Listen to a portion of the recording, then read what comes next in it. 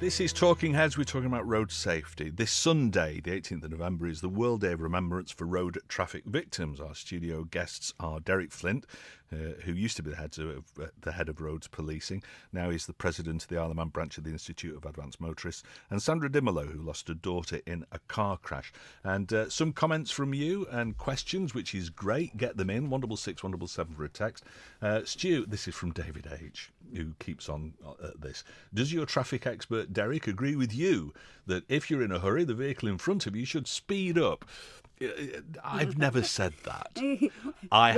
What did you say? Well, I have made the point that, it's all very well looking at speeding and all the rest of it as being causes of accidents. I think that people driving too slow for the conditions is also a cause of an accident. Agreed. In that you end up, especially on Manx roads, where you've got a train of cars behind somebody who's doing 10, 15 miles an hour under the speed limit, and people can't quite overtake them because, and I think that causes a problem. I wouldn't disagree with you. Yeah. I mean, the thing is, you look at lorry drivers and tractor drivers and you'll see them pull over and go in. And it's actually about driving with due care and consideration for other road users, which is actually an offence under the Road Traffic Act. Yeah. So it goes both ways. But what we mustn't do is put ourselves into a situation where we go for a 15-car overtake on a blind bend. Of course.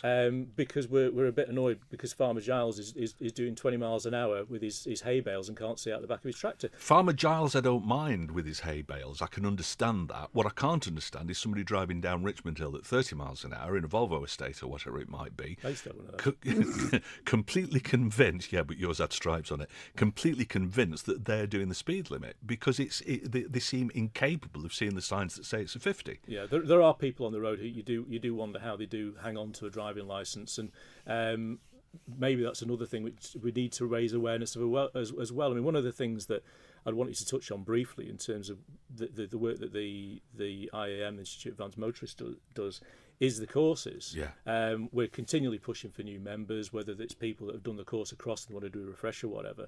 But if you want to improve your skills, and that's whether you're just timid these days on the road, or that you're a bit of a liability, as I used to be when I was a spotty-faced teenager, back in the 80s, do something about it. Go on one of these courses and improve your skill base. And as Christmas comes along, we're all stuck for what we buy people. Yes. One of the things we're actually trying to promote at the moment is what about the gift of life? Go on the IAM Road Smart website, and there's a thing there called Gift a Course, and you can gift people a course. It'll be run here on the island by our own people. It'll make them a better driver. It might just save their life if you get that. And course it's not at the expensive right time. either, is it? No. The top end is 150 quid, Yeah. and it teaches you the way that the cops drive, the roadcraft manual. And if you adhere to that and make that a life skill, then you're doing your bit. I've said a number of times on the programme, it scares me to death that you can pass your driving test at 17 or 16, I think it is here, isn't it? Mm-hmm. And you will never, ever be assessed ever again until you're 100 years old. It's crackers. It is completely nuts. I agree. You don't have to have, I suppose when you get older now, you've got to have the occasional medical. But, in terms of your skills, and I am convinced that there are lots of people who really just ought to pack it in. But it's... well, look at you as an aviator in terms of what you have to go through every year. A mate of mine is a training sim captain for one of the big airlines. Yeah. They run their sims 23 hours a day. Yeah. And they're in there every 6 months, having the world thrown at them to keep them safe, to keep them current, to keep them able to do the job. And how to deal with emergencies. And, it's one of those things that if you aren't continually improving your skills and being committed to improving your skills and maintaining them, then you actually become part of the problem. Yeah. And we're talking about this fallibility of the human condition. We all get slower with our reactions. We get less able. Our eyesight goes. You've got to ask yourself the question, am I still the best I can be on the public road? Well, let's just give the IAM a push then, because I've been a supporter of it. I've been a member for a number of years now, and I think it's absolutely vital. I think it does an incredibly good job. It's not expensive, and it is a way of just making sure that your skills are up to scratch, because we don't have any further training. From passing our test, no further training at all. And it is a case of, it's not necessarily it's going to make you a better driver, but it is going to make make sure that you've got the skills that you need to do the jobs relatively safely. So let's just push that a little bit, because people have got this perception that people who are members of the IAM sort of wear corduroy trousers and have got leather elbow patches and things like that. 75% of us are. I was going to say that's not strictly incorrect. But I think it was Mike Dunn that took me out and did my sort of assessment and all the rest of it. And I found it fascinating because I've always thought I'm a good driver. And he took me out and the first time, and we came back and debriefed me. And he picked up on a number of things. Yeah. Lazy habits that I got into, rolling through stop signs and things, because you just think that that's good driving, that you're quick enough to be able to look to your right and see there's nothing coming, so you roll through it. He said, no, you don't do that, and this is why. And other things like that. I found it absolutely invaluable. In fact, I need to go out with him again, because it's a while since we did that. But just tell people how does it work? So if somebody phones up now and says, I'm interested in this, what do I do? Okay, you go onto the IAM Road Smart website, which is the UK. We're affiliated to the UK one. So you go on that, and then you go to gift a course, or courses if you want to do it yourself, and literally just fill in the bits and bobs, pay it by credit card. We do the rest. It then comes through to us. We'll give you a ring, put you together with one of the team, and then they will run your course right through to your final test, if you will, and then you can call yourself an advanced driver. Well, yeah, and I mean, I think that needs a bit of clarification, because people will think, why would I possibly pay money to be tested and to be shouted at by somebody? It's kind of not like that. It's not like driving lessons, is it? It's coaching. It's coaching you to be a better driver and pointing out things that you perhaps don't consider, and in terms of forward observation, other hazards that you might not consider. And you quite often see people driving into problems. I'll sit back sometimes and see something developing half a mile away, come off the gas and just watch it develop, and you see people barreling towards it, and then they wonder why they have a crash at the end of it. So it's about coaching. It's about making a relationship, bringing somebody else into the fold, making them better, passing on their skills as well. Because remember as well, that once you're more highly skilled, you're actually able to help people that aren't that highly skilled, because you've made the gap, you've made the adjustments prior to them being in the space where they shouldn't be, and hopefully it'll actually save them having a collision as well.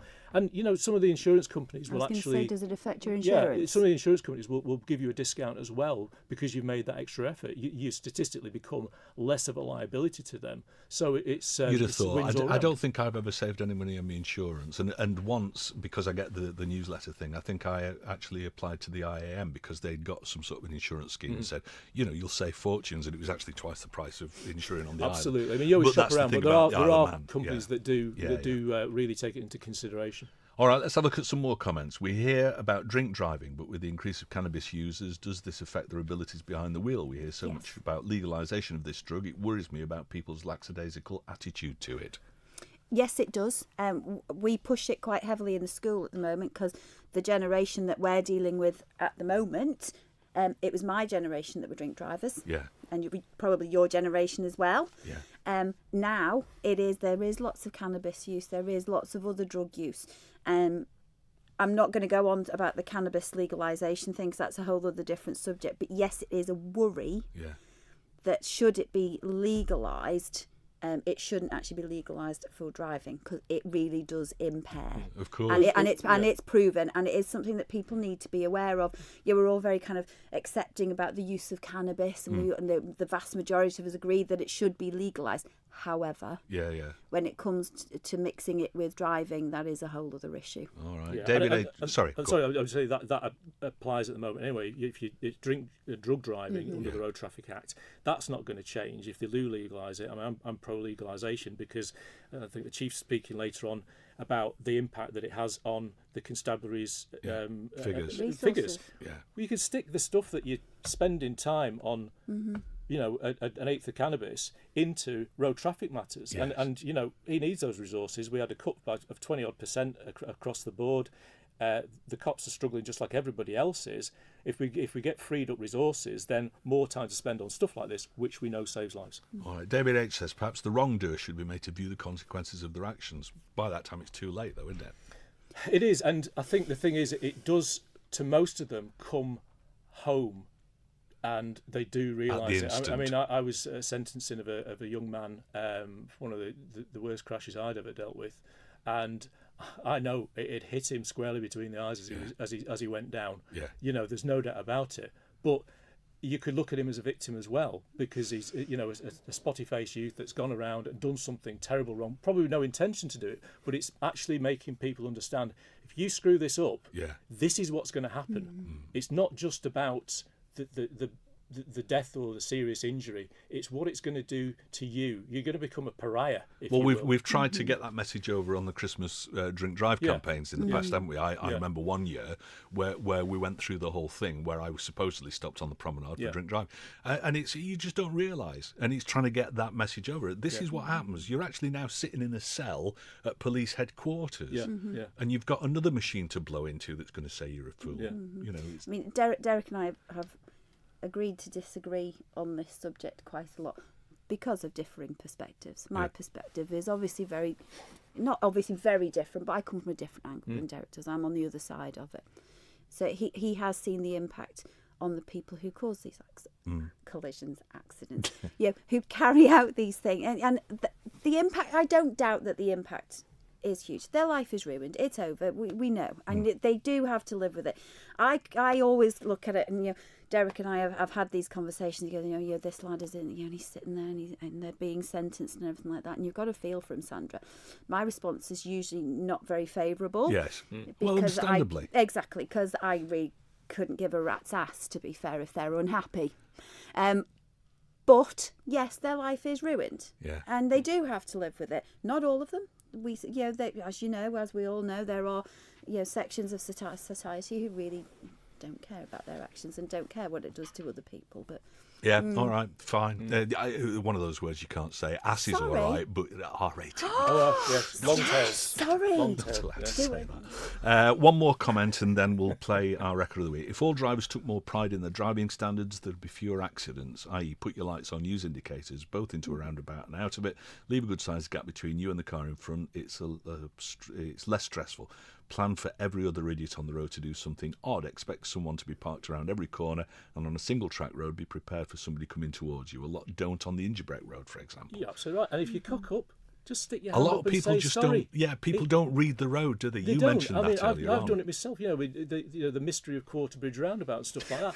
we all get it wrong from time to time. No matter how many certificates you've got on the wall of how good a driver you are, just put your hand up and say, "Sorry, I cocked that up." Yes. And let's have a bit of love on the road. It's not a battle out there. It's not the gladiatorial sport that we see. It's very disarming, actually. I did cut up a bloke going to Tesco's one day. I was going round the roundabout by the bus depot there. And I just went, and there was a guy coming out of the bus depot who was also going the same way. I thought he was going to pass me on the other side, and so I cut him up, and he chased me. And I thought, this is a bit poor now, because he might be a big hefty bloke, and he might be really, really upset. And I'd waved to apologise, but I don't think he'd seen that. So we pulled into in the Tesco car park, and he came charging over to me. I said, "I'm sorry, I apologise, I got it wrong." And he was a bit crestfallen about that. But there are times we're not all superheroes behind the wheel. So just admit your mistake and get on with it. I blow kisses. I find it works a treat. I find if I do something really stupid and you've got people, I find if I blow kisses, they kind of I'm going to try that. Yeah, it's fine. It might not work as well for you as it does for me. I know Stu won't agree with me on this, but there needs to be better monitoring of traffic on the mountain road to catch the idiots that overtake 5+ cars at a time, especially when they can't see the entire road ahead. I've lost count of the times I've had to slam on the brakes to avoid a collision. One of the biggest challenges of our time, the mountain road. I do agree with that. I don't have a problem with that at all. But what I do have a problem with is, why have you got a big train of 5 cars? Usually because somebody's not driving, And if that's the with case, due care and attention. No, absolutely.